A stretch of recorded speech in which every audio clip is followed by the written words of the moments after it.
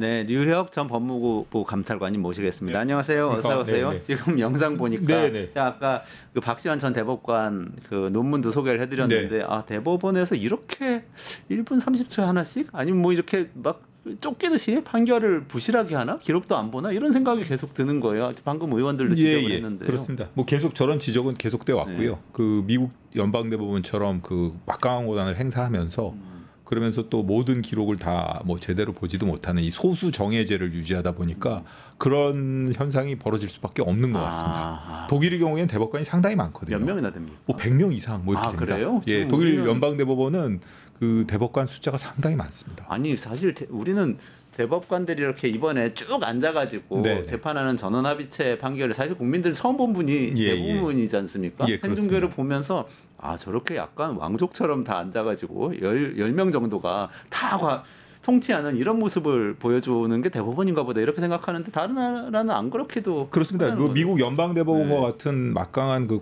권위라던가 이런 걸 누리고 싶어하면서도 소수 정예제를 유지하고 있는 게 지금 현재 대법원의 문제점이라고 계속 지적돼 왔고요.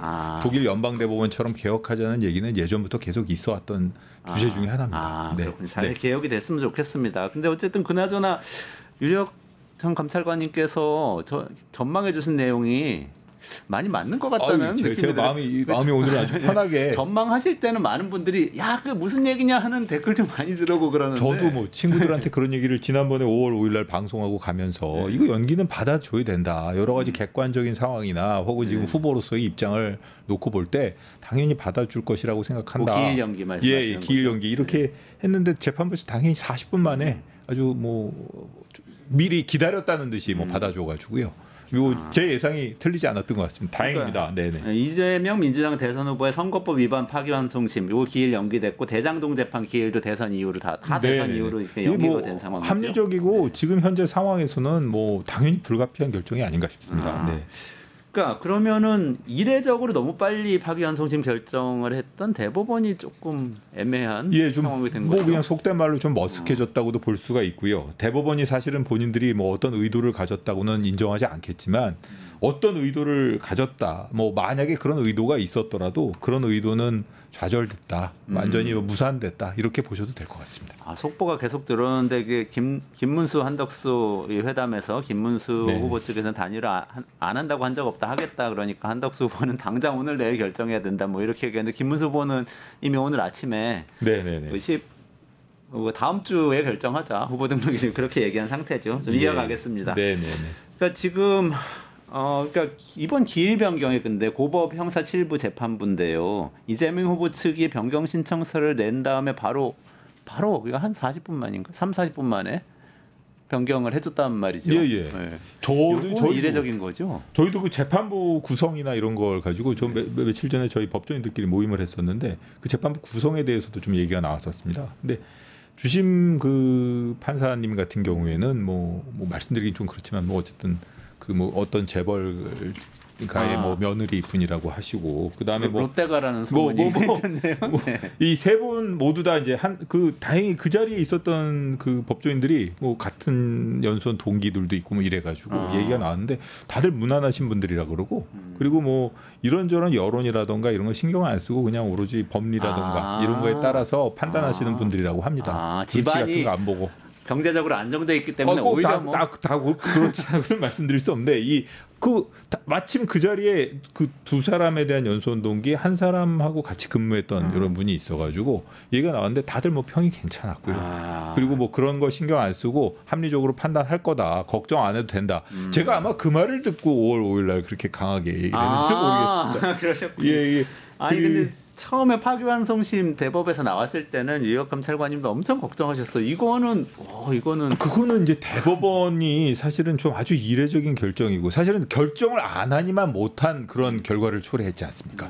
법원 전체에 대한 신뢰라는 측면에서도 그렇고 그리고 또 뭔가 이 법원이 이런 그 선거 판세에 개입하려고 하는 거 아닌가? 그리고 그때 박영식 앵커님 말씀하셨지만 앞으로는 법원의 행동 하나하나가 소송 지휘 하나하나가 소송 절차 진행 하나하나가 모두 다 문제가 될 것이고 정치적인 공격의 소재로 이용될 거다 이렇게 걱정을 했는데 다행히 이번에 결론이 내려져 가지고 연기가 됨으로써 그런 거는 문제가 없어진 것 같습니다. 그러면 지금은 일단은 기일은 다 연기가 됐기 때문에 네. 대선 전 판결은 이제 불가능해졌고요. 예. 그죠? 그리고 근데 이제 남은 문제가 대통령에 당선된 다음에 이게 재판이 계속되는 거냐. 이 문제가 있지 않습니까? 예를 들어 6월 3일에 당선돼서 취임했는데 6월 18일에 또 기일 열리면 또 대통령이 나가야 되고 이렇게 되는 거냐. 그 점에 대해서는 제가 한 2차례 이상 말씀드렸던 것 같은데 첫 번째로 1번 연기 결정으로 최소한 대선 전까지 법률 리스크는 깨끗이 정리됐지 않습니까? 네네. 근데 그 이후에 저 개인적으로는 사실 이번 입법과 무관하게 뭐 전체적인 헌법의 그 84조 규정의 취지라든가 이런 걸 놓고 보면 대통령이 직무 수행을 방해할 수 있는 내란 외환죄를 제외하고 윤석열 씨 경우처럼 내란 외환죄를 제외하고는 어떤 경우든 그런 거 없도록 깔끔하게 정리를 해주라는 것이 84조의 취지라고 보아서 제가 보기엔 재판 진행은 적절치 않은 것 같습니다. 그럼 분명히 말씀드릴 수 있을 것 같습니다. 예. 재판 진행은 적절치 않다. 그거는 뭐 지금 꼭 이렇게 그 사법 절차를 밟고 있었던 이재명 후보뿐만 아니라 사실은 그 누구라 하더라도 반드시 그렇게 해석돼야 될 것 같습니다.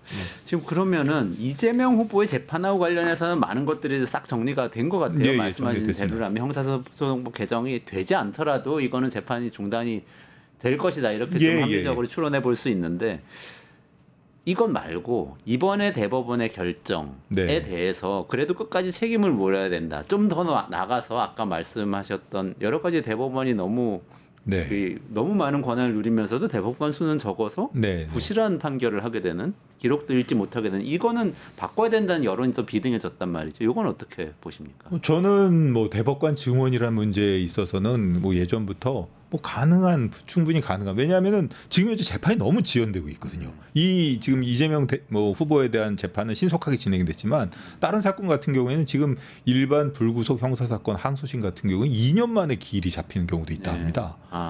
그럴 정도로 재판 지연이 심각한 문제이기 때문에 법관 증원이라든가 재판부 업무 분담 전반적인 차원에서 국민들이 체감할 수 있는 서비스의 향상이 느껴질 수 있도록 그런 점은 개선을 해야 된다고 보고요. 개선을 해야 된다. 그리고 정치적 영역에서 책임을 묻는 것은 뭐 당연히 정당인들께서 하실 문제지만 뭐 법률적인 측면에 있어서도 뭐 구성원의 믿음이라든가 국민들의 신뢰라든가 이런 걸 고려해서라도 뭔가 조치는 필요하지 않을까 이런 생각이 듭니다. 네.